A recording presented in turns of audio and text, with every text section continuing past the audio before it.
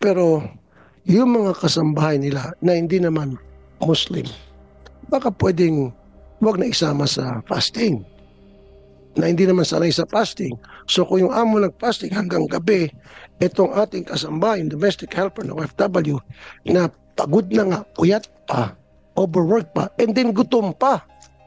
Is there something that we can do? Napakiusapan siguro yung, do we have to go to the host country's government with that, or pwede lang siguro agency to agency or DMW or ating DFA na of course ginagalang po namin yung pag-observe ng Ramadan, pero baka pwede yung mga OFW namin doon lang sa kanilang kwarto after makapagtrabaho, kumain na ng biskwit o tinapay, payagan uminom ng tubig. Baka pwede tayong gano'n. Yes. O sabi mo, pag-uusapan pa lang sana mapabilis tuwing Ramadan, yung mga non-Muslim na mga OFWs natin, payagan naman na hindi mag-fasting. Payagan ng kanilang mga amo.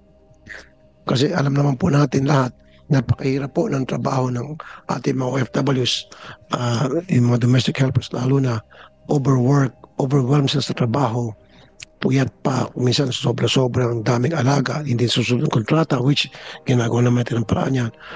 And then, gugutumin mo pa.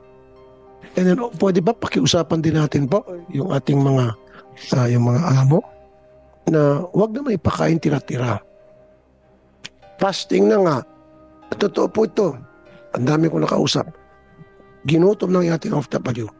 Pagkatapos, yung kinain ng mga amo sa fasting nila, yun yung ibibigay mismo sa ating mga OFW.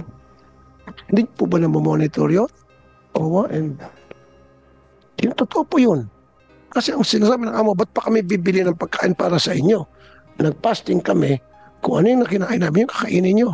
Sa anak, sabay-sabay tayo sa mesa. Hindi, diyan ka muna OFW tapos kaming kumain. Ito yung tira namin. Ang pangit naman yan.